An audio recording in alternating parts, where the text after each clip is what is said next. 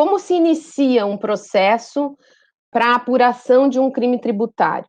Bom, em geral, isso vai se iniciar ali com uma ação fiscal. Então, feitos ali aqueles levantamentos, aquelas diligências, esse processo tem todo um trâmite dentro da via administrativa. Às vezes leva mais de 10 anos só a via administrativa. Quando chega ao Poder Judiciário, em geral, esses fatos já são fatos de muito tempo atrás, é muito difícil de se fazer a prova, né?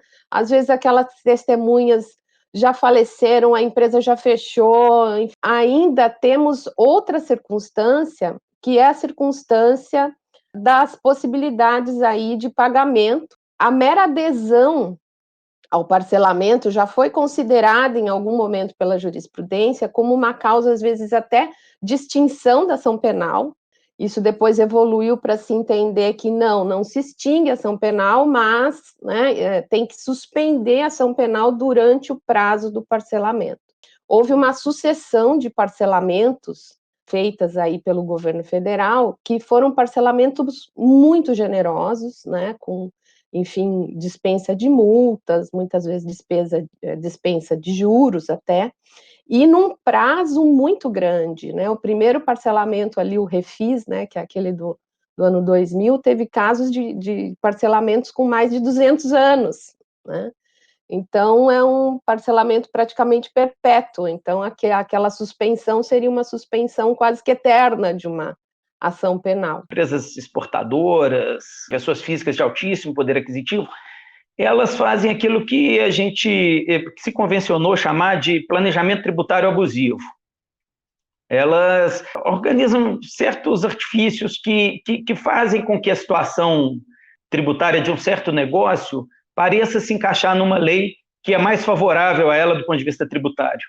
E aí você vê uma outra desigualdade terrível. Uma pessoa que deixa de pagar uma parcela do imposto de renda dela, ou de qualquer tributo, normalmente ela vai pagar aquilo 1 mês, 2 meses, 3 meses depois, a multa às vezes chega a 20%, é uma multa bem alta. As pessoas e as pequenas empresas não manejam as possibilidades desse longo processo administrativo, os recursos corretos, feitos da forma correta, no tempo correto, né? E nem o caminho judicial depois. Por conta disso, as pessoas mais pobres elas pagam uma multa altíssima. Já as grandes empresas, ainda que ela seja multada na multa mais grave que tem, de 150%, como ela vai demorar 10 anos para pagar aquilo em juro não capitalizado, no final das contas, o valor que ela devia, mais a multa, mais a correção, não dá aquilo que ela economizou lá, reajustado por um índice como pela Selic. É muito difícil você combater a sonegação quando o sonegador é premiado com um grande desconto.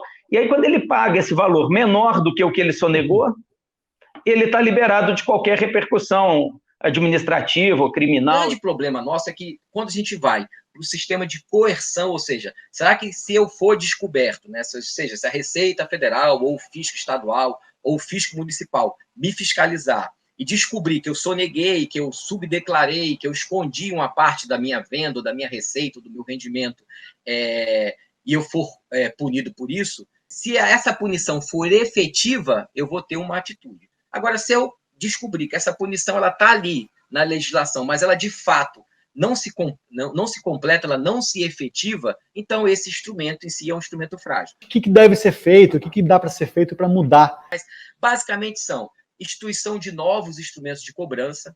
Então, a gente precisa ter garantias para o crédito tributário, assim, uma forma de aumentar a capacidade do Estado para efetivar essa cobrança e executar efetivamente a dívida tributária. Então, tanto à luz da experiência internacional como da nossa Constituição Federal, a gente pode ter medidas como arrolamento fiscal, indisponibilidade de bens do devedor, como tem já exigências de certidões negativas de tributo.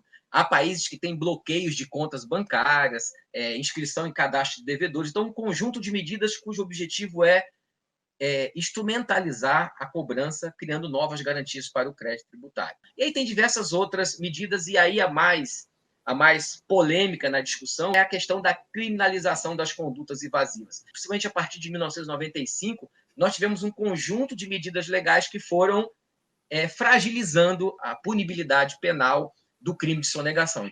Então, tudo isso reduz o que a gente chama da arrecadação potencial, porque premia o sonegador. Então, acho que em cima dessas medidas é que a gente está construindo esse bojo de propostas legislativas, Camilo.